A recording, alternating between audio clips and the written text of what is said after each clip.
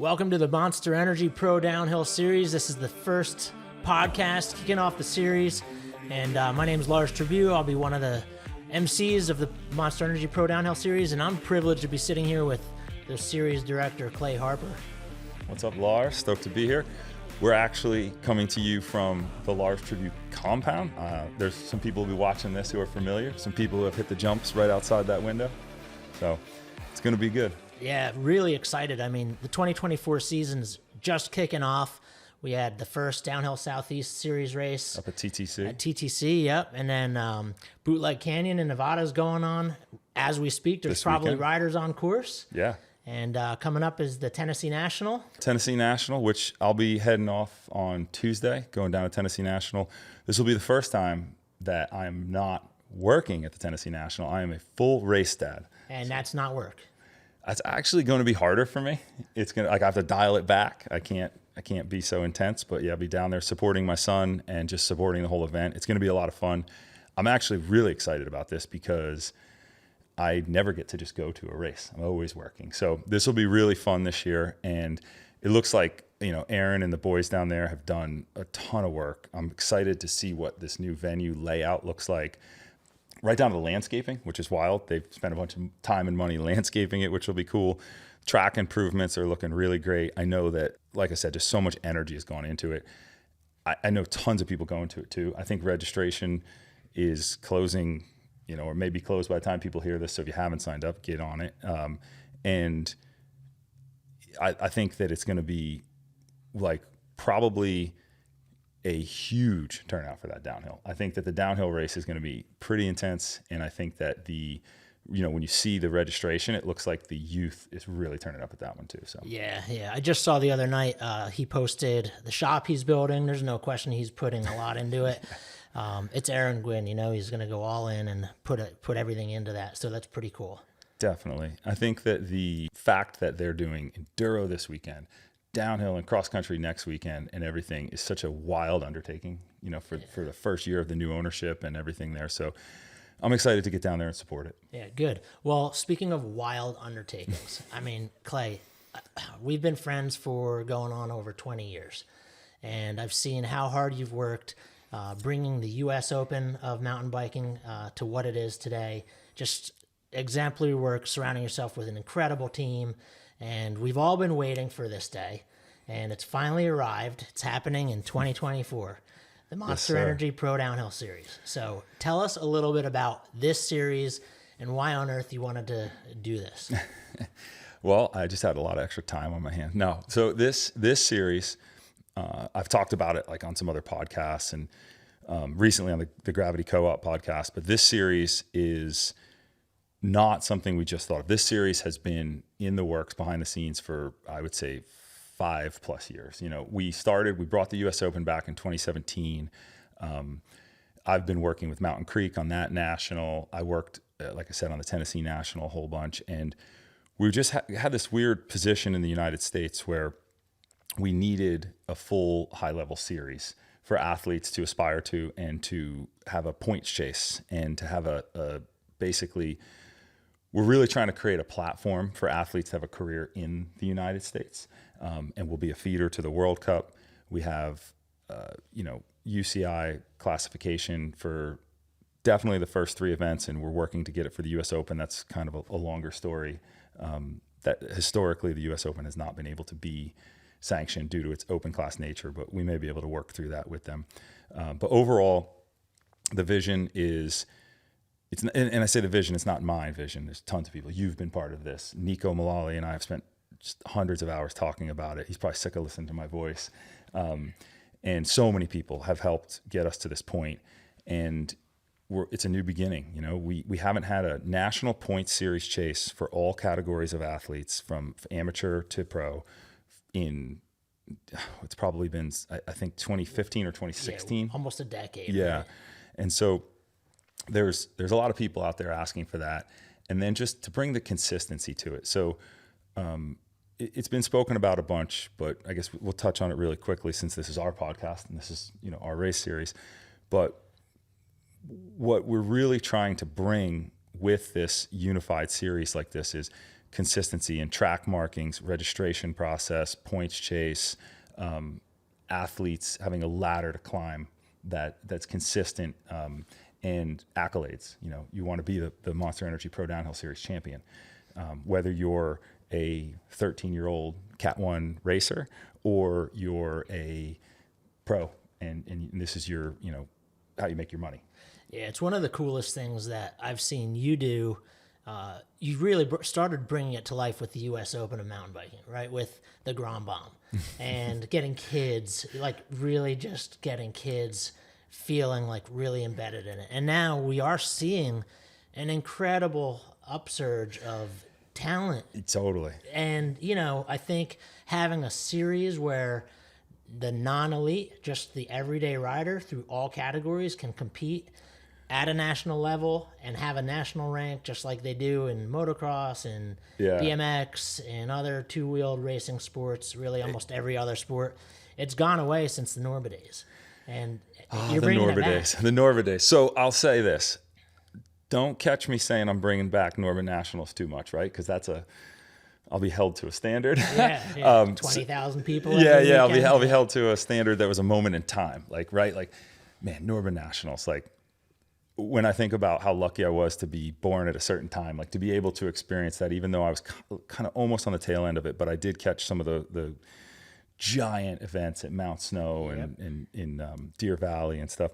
So you brought up a couple of things there. So first of all, the youth side of things, it's amazing. It is amazing. And you say the Grand Bomb, which for a lot of reasons we had to change the name. So it's Next Gen Racing now. But the numbers of athletes under 18. So when we do like the U.S. Open, it's over 50% of the athletes now are under 18. Yeah. And you and I can remember late 90s, early 2000s starting racing.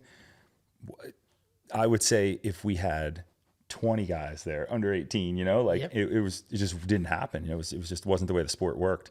And now the 15, 16-year-old Cat 1 class is one of the largest classes. And to me, that's exciting. That's one of my favorite classes to watch. It has the most battles. It has the most personalities in it. And so I look at this, and as we go through this endeavor, and my company's taking on the challenge of creating this league, if you will, or this platform in the United States, I look to that category. I'm like, these are our future stars. These kids in this 15, 16 Cat 1 are just absolutely wild to watch on track too. Like, I think that, you know, to some degree, it's almost replaced what was the 17, 18 was where, you know, you didn't see a rider show signs of being pro until 17, 18 Cat 1 in the past. And now it's 15-year-olds, you know, I mean, we have 15-year-olds who are posting up pro times regularly. Yeah, I mean, we saw that last year. Yeah. Something else we've talked about, you know, we've been working really closely with USA Cycling. We're trying to clarify a lot of rules, not so much change them, just make, you know, some clarity for people. And one thing that's come up recently is some of these kids, they can apply for pro licenses now. So we may see some of that this year. We may see some of these absolute standout kids turning pro early, which I think will be electric for our sport, right? Like wild, and let these kids get started on their career. I got in this conversation before, and it's like, I name names. I don't want to call anybody out, but I think we all know who we're talking about, right? There's a half dozen kids, and there's some girls too, like not just in the boys' side, that they can step up and be on pro podium. So why not? So we'll see what happens with that. Again, we're not trying to really change things too dramatically for what people are used to this year in that sense.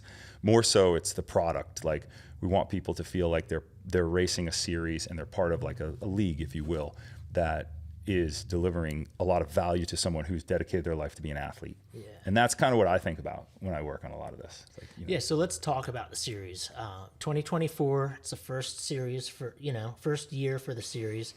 And you have 4 events already on the books. I know you worked with a number of other sites, locations, East Coast and West Coast, and you're really working hard to get a balance.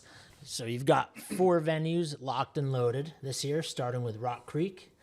From there, it'll go to Mountain Creek in May in New Jersey. Correct. And then on to Big Bear, California in August. We're going to Big Bear. That one's been controversial because we were slow to announce it. We've still only kind of halfway announced it because we've been so busy getting the Rock Creek event up, and we haven't started any media or any promotion for the third event of the series yet. That's a thing about this, and it's really difficult for us. It's like, yes, the U.S. Open is an established event.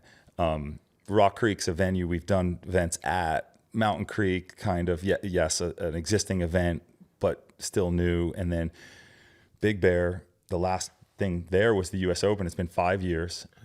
So each one of these events is such an undertaking this year. So to anybody who's listening, who's like, why haven't they told us this? Or why haven't they told us that? Or why hasn't Clay replied to my email yet? Sorry. But the amount of things that we're trying to line up to get all of these in this first year, it's been a big challenge. And we're a small team. You know that. Yeah. Like, I mean, sometimes I think people would be shocked to know, like, it's a very small team. It's a family affair. Yeah, and a lot of people voluntold to help me. Some of them related to me. But the work to get those venues lined up was huge this year. And we announced it, and some people came out, and it's like, hey, why don't you have this, or why aren't you there, or this or that? And there's a lot of reasons. Every single question that was asked, although some of the tone, I was like, oh, that kind of hurts my feelings when I read the comment. Every question was pretty legitimate, though, and I could answer it if I spoke with the person, but it's a book, right? Like, why don't we have more West Coast events? Well, we don't just put bids out and get mountains or venues to come running to us with buckets of cash and say, hold a race here. It's actually quite the contrary. We have to go and form a relationship with a venue. We have to make sure that we can get a track there. We have to situate all the lodging and everything. We have to make sure we can negotiate like affordable site fees and everything, and that it works for our partners who are making this series happen and they can activate there. It's a process. That being said, I think once we get through year one and then year two, we're going to see that start to unfold much quicker. We're going to get track records, like when we get to say year three in a venue, it's just turnkey. Everybody knows everything. You look at the moto side and, people aren't blowing up wondering the details for Unadilla. Right. Like they know it. It's the same. Blowing up. They're just showing. Yeah. So things like that will progress. And I really appreciate everyone's patience with that. And a lot of people, we're calling out some people who gave us a hard time, but the reality is 99% of the people have been very gracious and understanding of that, and are excited. Like we've had almost nothing but positive feedback. And people that have been to the U.S. Open and have seen how dedicated you and your team are, they know, like the people that know, they're not the ones making the comments that are going to hurt your feelings, right? Because No. They know you're all in, right? Yeah, and yeah. there's nothing, it's just so impressive how you think of everything and you work hard to achieve everything. It creates times where you have to make concessions, but let's talk a little bit about. Well, hold on. Yeah, go for I it. cut you off before we mentioned the whole series. And this is a question that's come up because people go, is the U.S. Open part of the series? I'll just recap, right? So April 5th through the 7th, we're at Rock Creek Bike Park in North Carolina. May 26th through 26th or 28th, I can't remember the exact dates. Memorial Day weekend, we're at Mountain Creek. And then August 16th to 18th, we are at Big Bear Lake at Snow Summit. And then September 26th through 29th, we are back in Killington with the Fox US Open, which is the series finale. So the U.S. Open is the series finale. Points accumulate there, champions are crowned, and it's no doubt part of it. Excellent. Just to address a quick conversational thing, the Tennessee National is a standalone event. That's not part of this series. It's a long-standing event. It's been around since before the series was thought of. I actually worked with Nico and Sean Leader to help create that event back in 2016 or 17, and it's just like a lot of sports. Sometimes when you look at the way things are laid out with leagues and what event's part of this, we're still not as confusing as college football, you need a scientist to tell you who's in what conference and everything. So that's just a standalone event with UCI sanctioning, and it's a great event. And again, it provides accolades for U.S. And international athletes. But it is not part of this series. So just to address that, because we do get that one a lot. Yeah, fair enough. Good clarification there as well. So speaking of the series, let's just touch quickly on the points. I know you'll be publishing them soon for people to kind of try to start figuring out, all right, I want to chase points. I want to compete for, that number one spot in whatever category that is. And it's tricky, but you were talking a little bit about the points, and I think it's pretty neat, the vision that you've come up with to say, hey, you kind of need to do all 4 of them if you want to win the series, but it's possible to win without, but you're kind of making it like you need to be there and be a part of it. So yeah, that's tell true. us a little So bit about that. we worked a lot on this. And again, it's not like we're not in an underground lab coming up with this and just telling, we talk with a lot of people, and we look outside of mountain biking all the time at other sports. There's a lot of intel you can get. Yes, it's like the absolute foundation of this thing is that there's points chases throughout the layers of athletes. And so, individual event winners, points chase, series champions.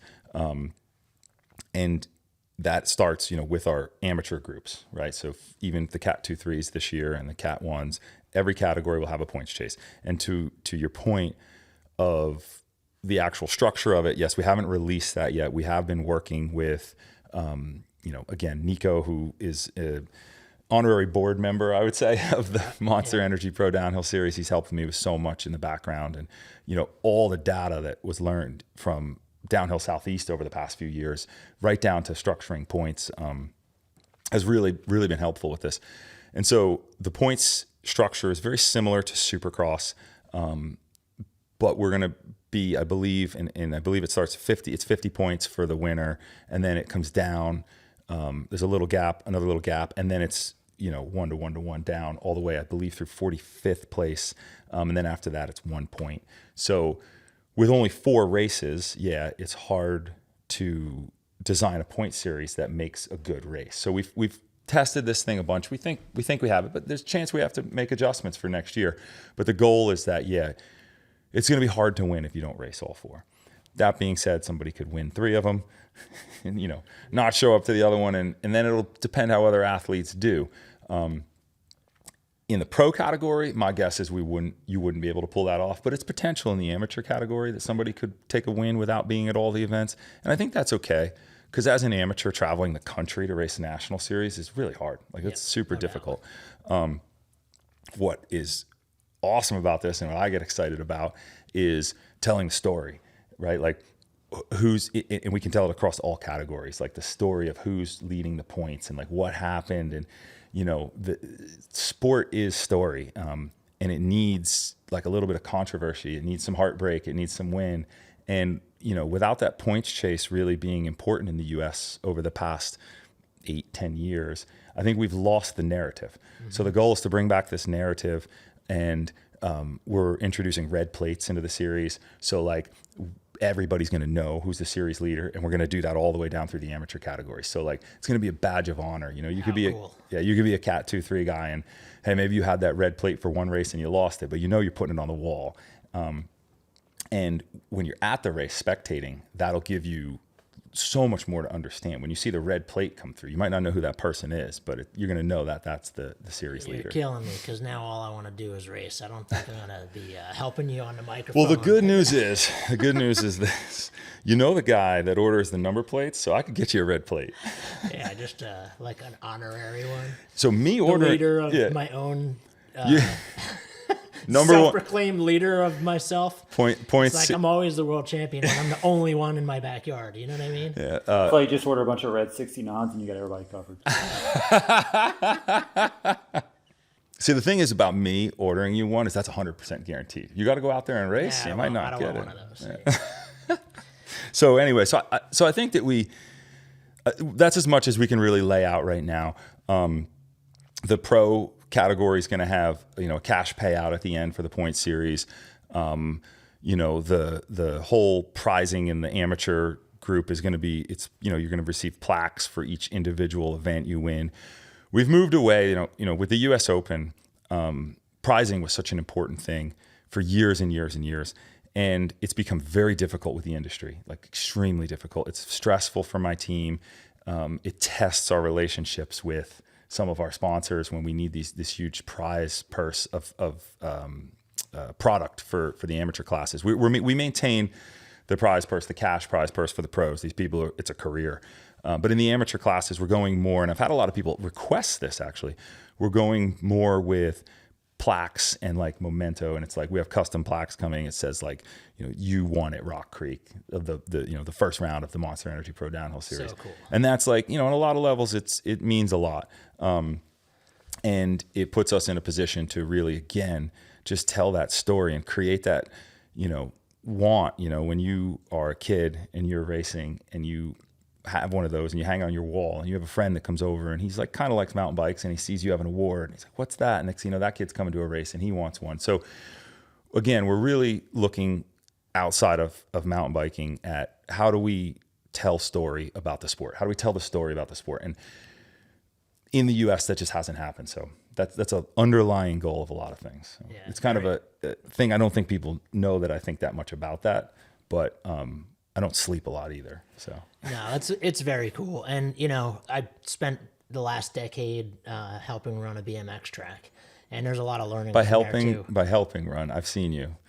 Yeah. Sometimes that thing's running you. Sometimes you're running the whole thing. That's a huge job. You're definitely It was big, downplaying but it. Yeah. Like you, I had an absolutely incredible team. But point being is, in BMX, when we would have a Gold Cup at our track, we would always try to get really creative with awards. Those awards go on your wall. They stay on your wall for your life. It's pretty cool. So very cool. Yes. Something else you're doing different. And this one's kind of, as a former racer, I still race a bit, but the Whole Shot Award. Let's talk a little bit about that, because I always tried as a downhiller, I competed professionally for almost 20 years, and I always struggled. As fit as I was at one point in my life, I always struggled with making sure I could be 110% at the finish line, or 100%, because there's really nothing above 100, but 100% at the finish line. You run line, 110. right? We know that. So you kind of, for me, I'd always try to manage energy. And now you're doing a Whole Shot Award in mountain biking. It's kind of like, ooh, this is going to get spicy. So Yeah, tell is. us a little bit about It is, it. 'Cause yeah. it's totally revolutionary for downhill mountain. It is, and it's cool. So a couple of things on this. First of all,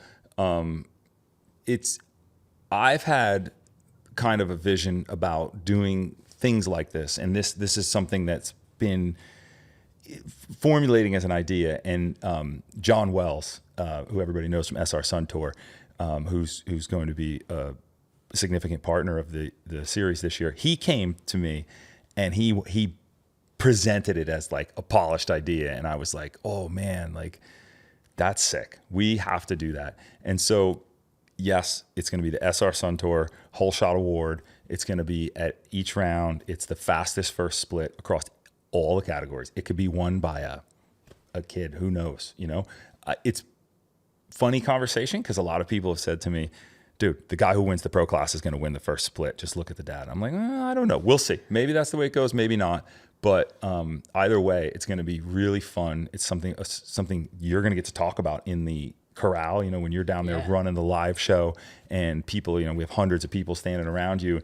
We're going to be able to talk about who's lighting up that first split, and who's the SR Sun Tour Whole Shot hot seat, who's sitting in that. And it's a $500 cash prize, men's and women's, for each race too. It's pretty cool. It's something different, and I think that it's going to be interesting to see if the person that wins the race. And it's something I didn't think of. So we'll see. We'll see what people end up with.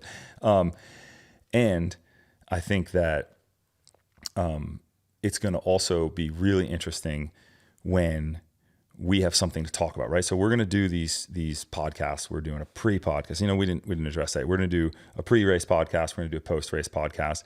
And you and I are going to talk about some athletes, and it'll be a really interesting metric when we can kind of dive into that and look and see like who's going for that. Like who comes out of the gate? Who's right? the Mike Alessi of mountain biking, right? Yeah. Like who's doing that?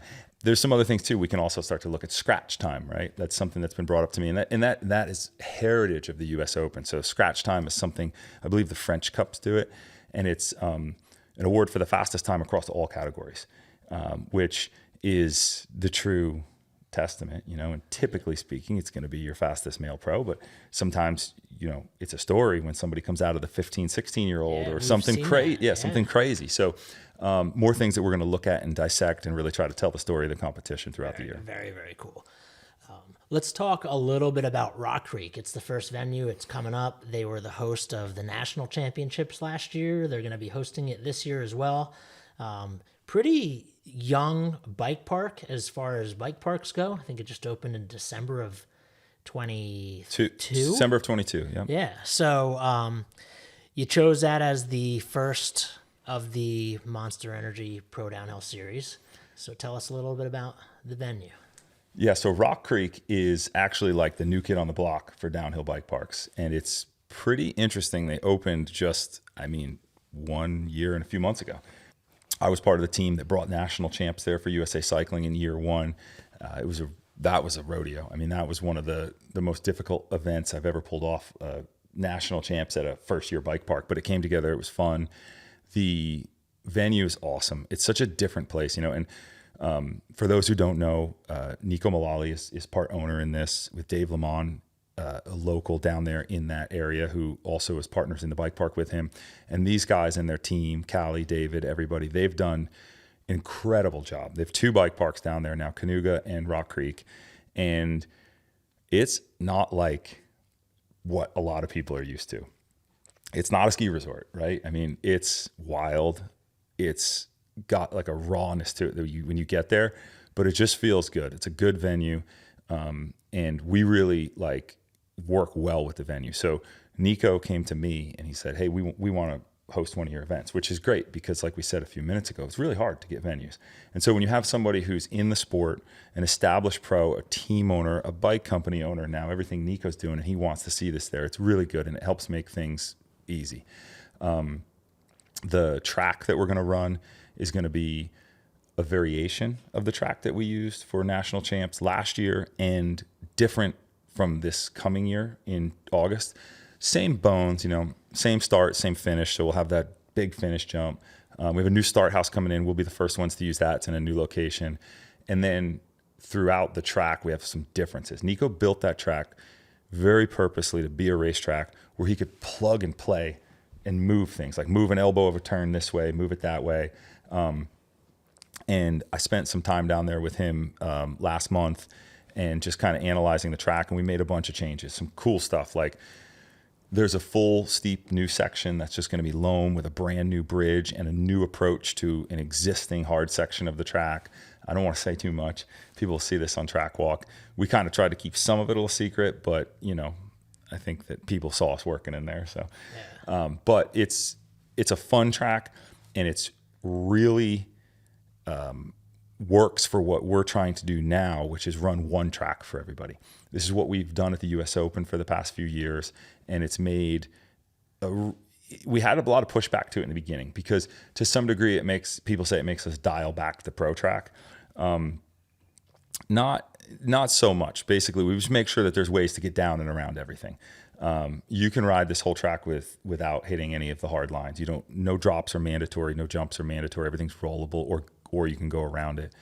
And it's a national level race. It's a testament. If we get into a situation at a venue where the pro track is so hard, we may introduce a separate Cat 2-3 track. But the theory with this series, and it's what we've tested and learned with the US Open, is to run one track. Like you go to a motocross race, like the different groups are riding the same track typically. And it allows people to compare themselves to the pros and know really where they stand.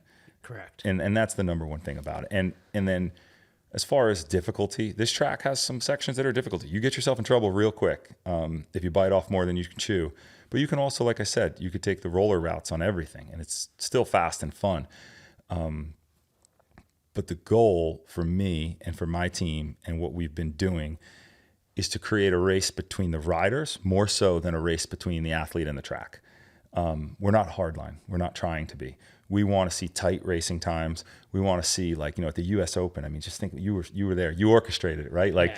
That finish and Menard coming down and then Asa knocking him off the hot seat by a fraction of a second and then Dakota coming down and the consistency in race times that we can produce with a track that's not outrageous. And we don't want to make an easy track. We want to make it so it's people aren't laying in bed the night before freaking out about the track. It's a topic for a whole nother probably group of podcasts. We should take callers' how insane questions. it is that you can have all of those different elements of a course, and then the race somehow still comes down to hundredths of a second. It's There's unreal. so much going on. Like downhill skiing, I raced downhill skiing. I get it. It makes sense. The times are tight. Because there's so much consistency Yeah. throughout the track, right? Downhill Like everybody's on the mountain biking, same. It doesn't make sense. No matter how much you try to analyze it and figure it out, it just doesn't make sense that it comes down to hundredths of a second. It is amazing, but it's not without some thought from our part, right? And I've been to races where, especially when you get out of the pro class too, where when the track's really hard, you'll see 5 seconds between riders and stuff, and then it's just, I don't know, to me it's not as exciting. And again, going back to that, like, our sport needs people to want to follow a story. All right, so lots of really good stuff, Clay. Let's talk a little bit about the show itself. All right, what can people expect when you show up to Rock Creek? It's obviously the first event in your series. What's that going to look like? Well, the first thing people need to know about the show is this guy's going to be on the mic in the corral, which is, I mean, you got sold out shows at the U.S. Open, so It's just fun. I mean, the energy, the adrenaline. There's nothing like seeing an athlete come across the line. Like, you literally, having done it, you feel like you just went to war against a fire-breathing dragon. And when you come across the line and you're in a corral, you slayed the dragon. Totally, right? yeah. And the energy that comes out of the athletes at that moment is so cool. yeah, and that's what we want to I capture. appreciate the opportunity to do that. And you do a great job of it too, which is awesome. And like, I think that people forget when, like at a World Cup, for instance, or any sporting event that has a TV element to it, that the live show is still like a whole different creature that you have to create and you have to like curate how that feels. And so this race is not a U.S. Open. There's only one U.S. Open, but that's an element we take from the U.S. Open and try to apply to every race, is like that story in the finish corral. And how do we have the riders come down and, I hope we can keep that culture going, like in the U.S. Open, where we get to those top 10 guys, they hang in the corral and they watch, and everybody gets to see the emotional side of it. It's been really fun with the U.S. Open, and we want to keep that going. To go back to your first question though, before I started talking about how great of a job you do, the show, in essence, if you will, first of all, I think we need to take a step back and just talk about the partners that have helped make this happen, right? So Monster Energy come on board to make this happen this year in a big way, which is awesome. And then we have Continental Tires coming in as the presenting partner of the whole series. That's a news drop right here that hasn't been announced yet, but I'm going to go ahead and say it. We'll follow that up with some real announcements very shortly as we come into this race. Fox Racing. Fox Racing has, since 2018, when they came on board for the U.S. Open, has been just one of the most one of the companies who's been the most genuinely interested in U.S. downhill and helping me with the building process. We have a great element of trust between, what we do and what they want to get out of it as a brand. I mean, don't forget, racing is marketing in any sport. And that's, again, people want to see this story unfold and they want to see all that. And brands want to be part of it if it's done right. And Fox is the type of brand that has been around and helped us make stuff happen, not just tried to come in. So really excited to have Fox, not just with the U.S. Open, across the whole series. And then we have SR Sun Tour on board with us this year, which is a brand new partner, one that we haven't worked with yet. Really interesting. They're doing things a little different than they have in the past, and they're really pushing into the space of the high level racing, which is cool because we haven't seen that out of them. It's been a lot of freestyle and things like that. I think that we'll introduce more partners as we go down the road. We have a bunch of other ones coming in. It's a little tough for me and for our company. Like, we historically have been in this pattern of running races in the fall. So we have like a lot longer timeline to unveil all this stuff. So it's going to be a little rushed coming into this first event, but then we'll have time to talk more and highlight all these sponsors, and especially in our race coverage and stuff like that. At the first event, we have the Continental Fan Zone, which is going to be awesome. If you've been to Rock Creek, there is a section right at the end by the finish line that is just like packed with people during the race. There's picnic tables. The trees were like kind of gladed so you can see the whole track. There's 2 jumps to watch and the sprint to the finish line. And we're putting a Continental fan zone in there so people can come and rally around. That'll be fun. And generally speaking, there's going to be a lot of things like that we develop as we go forward, and we'll have more to talk about. But the live show is just always like just something we work on. We want to continue to make it bigger and better. I can attest just from what you've done at the U.S. Open. It's almost like a festival. I mean, it's everything that you'd want it to be. Yeah, and with that, actually, you brought up a point I didn't mention. We are going to have the U.S. Open scoreboard there, so we are going to. People in the corral are gonna be able to see if the board turns red and green, and get the hype going and get the excitement going for that. So, and that whole shot award, the SR Suntour whole shot award in the beginning too. So it'll be cool. So other elements of being a series director, it's the live show. It's obviously critical, right? Because you get all that energy. People go home, they're talking about it, and then everybody that didn't go gets FOMO. FOMO so bad you got to go to the next one. So that's important, but there's other ways to create that inertia and that, the FOMO. It's through your social media, your, what you're doing. So you've got a lot of partnerships going in the media space. Like talk to us a little bit about what we can expect and some of the things you're doing different, what you're bringing to the sport. That's going to be it's going to be new for downhill. Yeah, well, I wouldn't say new, but it is. We're trying to do it bigger than it has happened in the U.S., right? So the social media side of it is, we're doing a lot there, right? Like you have to. We have a great group of guys that help us collect content, and we're building the social channels for this series, and that will continue on the path that people would expect. But what's new and different, and that we haven't really done with the U.S. Open, is we're launching a YouTube channel specifically for this series, and we're using the Gravity Co-op, which is the same company that's worked with the Downhill Southeast, and they did national champs. They actually filmed the U.S. Open last year, and we're building out basically a whole, just like a content package around each race. And so we're going to start, we have these podcasts that we're doing, which I'm sure will get smoother, faster, and better as we go on, right? Yeah. Now is the time when we tell everybody this is our first podcast ever in the history of our lives. Could be a good time to tell them that, yeah. So we have these podcasts that are going to talk about athletes, talk about tracks, and talk about racing. I personally love the Downtime podcast pre-race shows. With Chris Kilmurray on there, and like I call him the race scientist. Like I don't know if we'll ever get that detailed with track analysis as he does, but we'll do some pre-race podcasts that we try to make obviously for the racers to want to listen to, but also even for the fans to want to listen to know what to expect is coming in this. And then we're going to have vlog series to try to give people a little window into what goes into this from our perspective with the build and all that, but also from the athletes, setting up, getting there, what's it like when when Lars is walking through the parking lot with a camera and you catch, some rider, you catch, Dante, and he's unloading the van, and like let people see a little bit of the window behind it. And then we'll continue that vlog series throughout the event and throw some raw race practice coverage and stuff like that. And that's kind of free form. We're going to see where we go with what people want to see. We're going to do the Continental Tires track walk, which is going to be hosted by this guy right here, Lars Tribus. And that's worth noting. The reason is we need somebody who is a high level racer who understands racing to do the track walk, right? And it's going to talk about the sections of the track that people are then going to watch athletes race, right? So it's just, we're trying to tell that whole story again. And then we're going to have the full blown race coverage, which is, been modeled with this Downhill Southeast, and again, Nico and Logan and those guys, and, Mangler and Drew and Rich, everybody on the Gravity Co-op team really, I want to say they pioneered like this, this type of coverage, if you will, this YouTube type of coverage.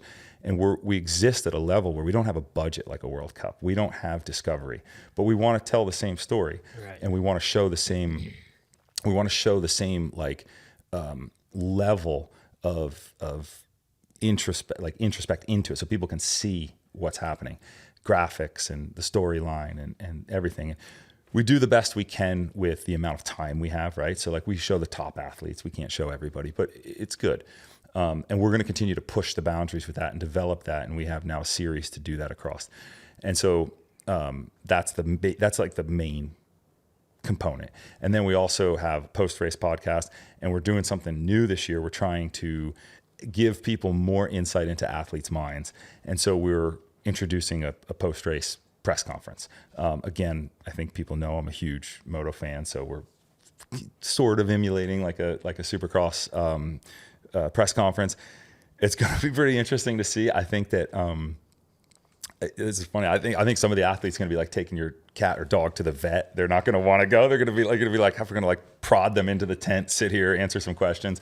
But I think once we do it, if we can get it to work, and hey, if the athletes don't really want to do it, we're not going to force it. But if we can get this to work, the goal is to right after a race, get to hear what your favorite U.S. athlete was thinking, and hey, you were number 20th in qualifying and, it rained and you just put down a run and won by 2 seconds. What happened? And it's like, this is where I shine, and give the athletes a chance to answer those questions. Maybe some controversial stuff too. Things come out. It's not like we don't have the elbowing, the head-to-head racing, so it's a little different than moto, but I think people still are going to be really interested to hear that. And somebody said something really crazy to me. A lot of people don't maybe know what their favorite athlete even sounds like. Or looks like. Yeah. So yeah, And like we're all wearing without a helmet full-face on. helmets Yeah. and goggles, right? So we're trying, different, so we're trying some different stuff there. And so this whole thing's going to be this YouTube channel we're building out, and it's going to be, it'll ramp up. We're starting from zero with first round. So, and we're grateful. That's why I mentioned those sponsors coming in. We're grateful for the event partners helping us make this happen. And the Gravity Co-op, they bring so much to the table with this. They've been in the trenches building this platform of how to film and create content around mountain bike races without, a budget like the size of a Discovery Channel budget, right? Yeah. And it's a lot of work. It's a tremendous amount of work. And so we're very grateful for those guys. Hopefully everybody gets, something out of it. That's my goal. I just want everybody to get a little something out of it, and maybe we can start to get some people who never watched a downhill race. Yeah, and it's also, an incredible value add for the up and coming athletes as well that are trying to make this make a real run at a career in cycling, 100%. Especially if you look, you in one of these races in the US, if you're really an up and coming junior pro athlete, there's a great chance, your goal is going to be to get into 8th place or whatever, how far out we can afford to go with the coverage and make the show. You know what I mean? It's just like Supercross, they go, make the show, and we want to be able to offer that to athletes. And eventually we want to get to the point where we can even offer them statistics. You hear a lot of talk about that in some bigger productions where we can help monetize the whole sport and increase athletes' salaries if we can provide them with data on what they're seeing, what people are seeing of them through our coverage. And that's a few years off, but that stuff is that we're trying to create a platform now that'll get us to that point with US downhill racing where we can do that. Yeah, it's amazing. All right, just a couple more things before we wrap up this conversation. So let's talk about some housekeeping items. What can people expect when they show up at the first venue? Yeah, so I'm glad you brought that up. So a couple things that definitely worth noting. First is Rock Creek has extended their hours for the week. So Rock Creek will be open Wednesday and Thursday for riding, and then throughout the weekend, obviously. To the public. Yes. So that's just really important to note, and everybody should plan to go. And if you're in town early, I'm not sure if they updated the website, so I just wanted to put it out here that definitely you can ride Wednesday, Thursday, and it's worth to go to get some time on the other trails. So once you get into race week, you're on that one trail the whole time. You're on Stampede, and then the next thing I wanted to mention is the schedule. We'll have our more detailed race schedule out this week on our website and probably in the bike reg as well. And just from a top level standpoint, it's track walk and athlete check-in starts on Thursday. There's no practice. Friday is practice, Saturday practice and seating, and Sunday practice and race. But the detailed schedule will drop this week. The venue layout, something we kind of wanted to touch on. There's been some big changes. If you haven't been to Rock Creek since last year, we have a new pit space area that's up in the in the venue now. Nico and David and Callie and the crew did a tremendous job. Actually, I think Hayden gets credit for it. He's the one that rode the bulldozer. It's huge. It's awesome. It's going to really change the layout.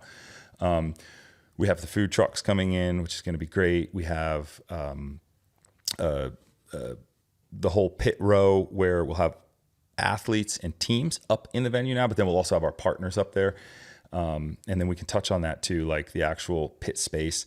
It's been just kind of, as the details are coming, again, we've been having just a little bit of extended timeline getting some stuff settled.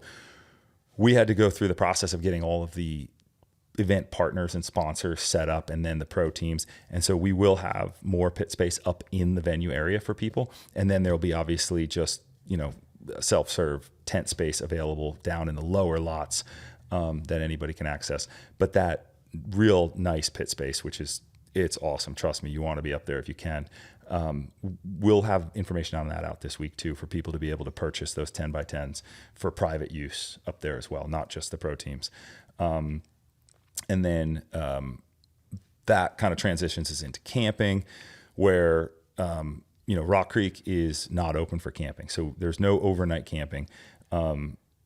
Which to go back to the pit space, if you are setting up in that lower lot, that'll mean it'll be come in, come out every day, and you can't spend the night there. But there is a campground right down the road. I think it's a half a mile or less, also called Rock Creek Campground. So check that out. That's the perfect place to camp. It's walking distance, and then other than that, we've worked with Western North Carolina vacation rentals, which we've linked and sent emails on, and those, they have houses around, and there's a lot of other lodging if people are still looking for stuff. And then athlete registration still open. Bike reg, you can get to it right off our website. Pretty much, anything you need is either in the notes in Bike Reg for athlete specific information, and then general information is on our website. www.prodownhillseries.com. So one question, because I know you get a little bit of heat on this one. All right, here we go. Why don't you share who's registered? Yeah, it's funny. So this has been, I'll give the story on this. So historically, we have run the U.S. Open. That's been the event property that my company's run. And with the U.S. Open, we have always kept the who's registered hidden, simply for the fact that people are scared to sign up for the open class. And if you remember, when we started the U.S. Open, there was 2 classes. We had 500 racers in 2003 and 4 and 5 and 6, and 2 classes, open and AM. And everybody signed up for that open class if they could get into it, just to try to see where they'd place. They knew they weren't going to win, but they wanted to be in that open class and make that cut. And now we struggle to get some athletes that should be in the open class to sign up for that open class. So we've just elected to not intimidate people. We don't want you to see that Greg Menard signed up. So it's a really kind of funny little nuanced thing.